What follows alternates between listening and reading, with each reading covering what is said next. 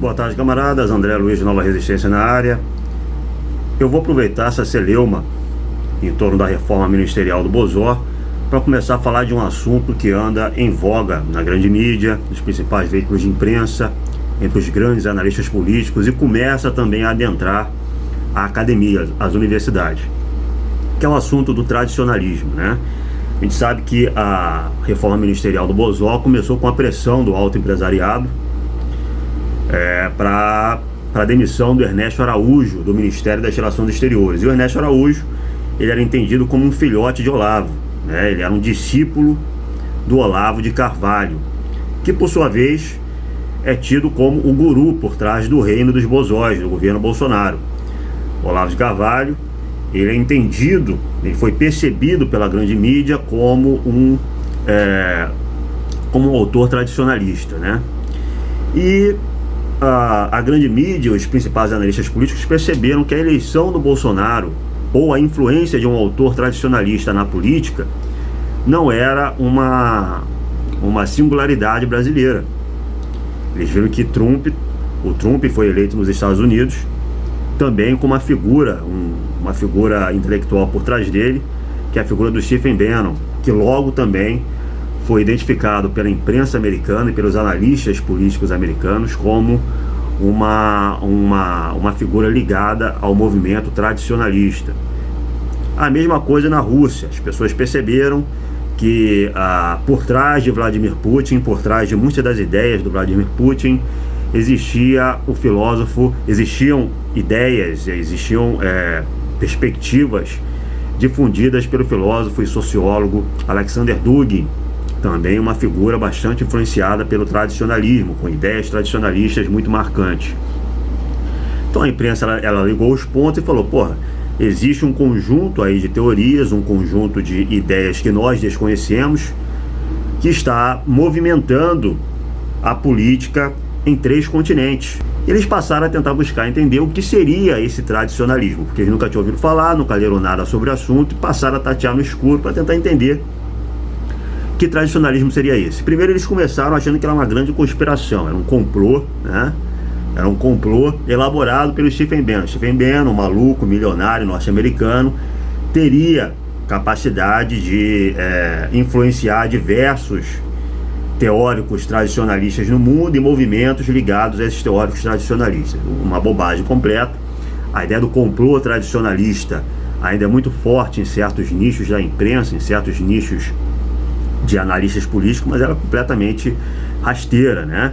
Existe muito mais por trás da história intelectual do século XX e do século XXI do que a ideia de um complô tradicionalista. Depois que a maior parte dos analistas políticos viu que a ideia do complô partindo do Stephen Bannon ela não se sustentava, eles passaram a buscar entender o que era o tradicionalismo. E aí que entra o livro do Benjamin Teitelbaum, um livro lançado no início do ano passado, 2020, chamado Guerra pela Eternidade. O Teitelbaum, um acadêmico norte-americano, um professor da Universidade de Colorado, ele pesquisou diversos movimentos da direita, da alt-right norte-americana, e se deparou com o tradicionalismo e foi tentar estudar esse tradicionalismo e depois lançou uma obra dedicada ao assunto. Para não ter que ler os principais autores da chamada escola tradicionalista, para não ter que ler as dezenas de obras de René Guénon, de Fritjof Schuon, de Júlio Zévola, de Ananda Coomaraswamy,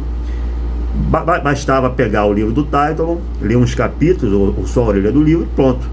Esses analistas políticos já achavam saber tudo sobre o tradicionalismo, ou pelo menos o principal. Para vocês terem uma ideia, o jornal da Unicamp na internet publicou uma entrevista com o Teitelbaum em 10 de dezembro do ano passado. E a matéria com essa entrevista tem o seguinte título: Guerra pela Eternidade desvenda a base ideológica que funda a nova direita. Para vocês verem como esse livro foi recebido quase como, vamos dizer assim, um clássico definitivo sobre o tema, e como o tradicionalismo passou a ser encarado por essa turma, inclusive pela academia, o jornal da Unicamp. Esse texto é assinado pela Sophie Galeotti, Thaís Rodrigues e Vitória Rodrigues, da editora da Unicamp.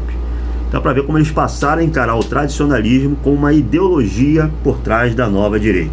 Entrevistas com ele foram publicadas na Folha de São Paulo, foram publicadas no Estadão, todos considerando o Teitelman como um porta-voz acadêmico, uma autoridade acadêmica para falar do assunto tradicionalismo. E aí você tem uma coisa muito curiosa. O livro do Teitelman, eu vou falar do livro dele rapidamente daqui a pouco, mas o livro do Teitelman é ruim. Mas como o Teitelman ele tem que traduzir esse livro que já é ruim para uma audiência de jornalistas que nunca tinham ouvido falar do tema, ele cai em superficialidades, ele cai em chavões, em jargões que pioram as coisas, né? Que se afastam completamente do que ele mesmo diz no livro. Se afastam não só do tema do tradicionalismo, são falsos em relação a esse tema, como são falsos, são incongruentes com as próprias ideias que ele expõe no livro.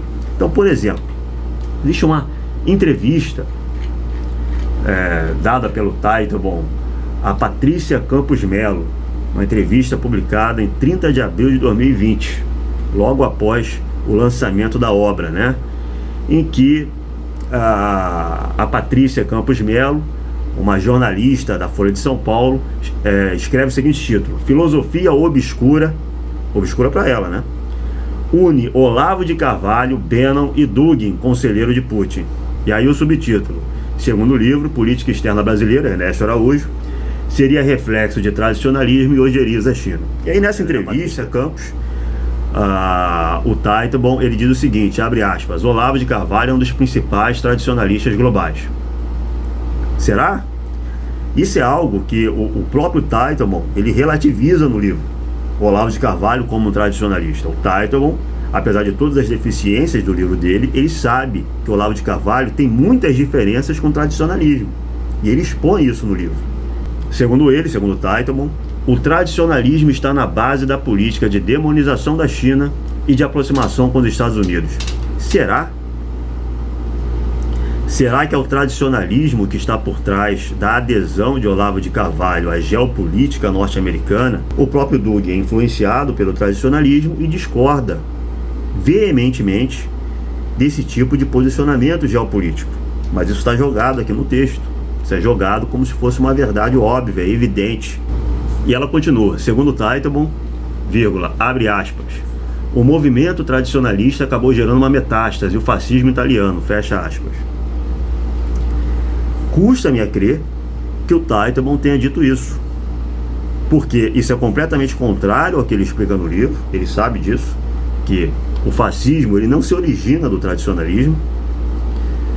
Como ao dizer isso, se ele disse isso, ele se deslegitima como suposta autoridade para falar de qualquer assunto tradicionalista.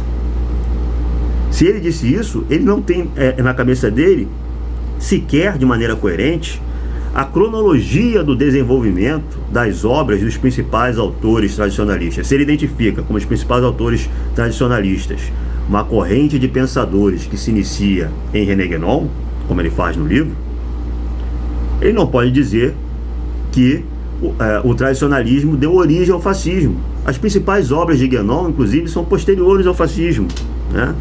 O fascismo ele tem um desenvolvimento paralelo, completamente outro em relação às ideias tradicionalistas. Aliás, René Guénon nunca se preocupou exatamente com política, nunca falou nada sobre política. O René Guénon desprezava a política partidária e a política de massas.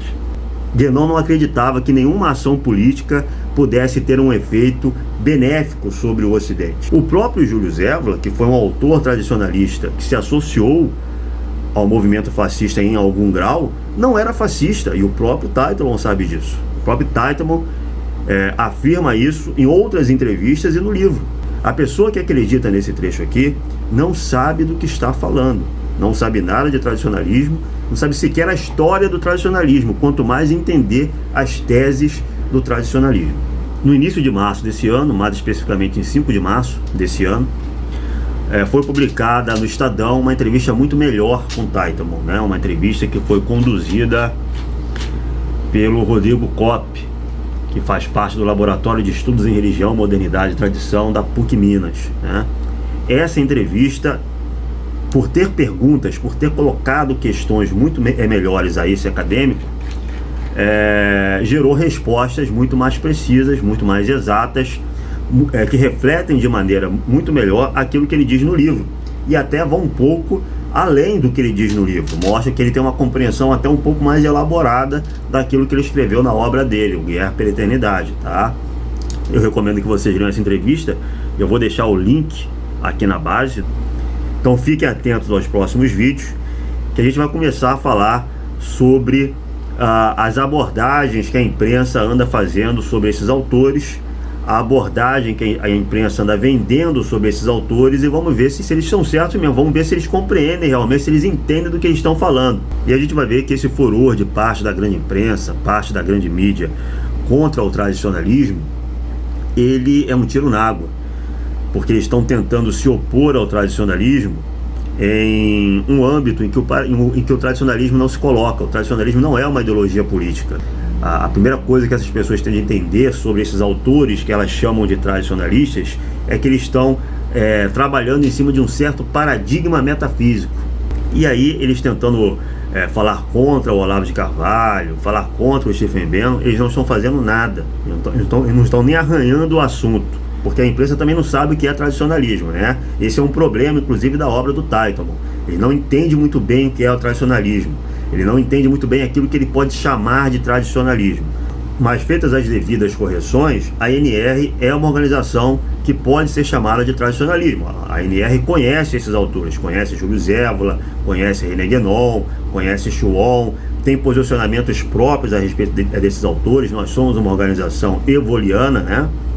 Então nós estamos aptos para falar do assunto, e estamos aptos também para desfazer a cortina de fumaça que existe em relação a esses autores. Então tenham atenção aos próximos vídeos. Por hoje é só. Liberdade, justiça, revolução.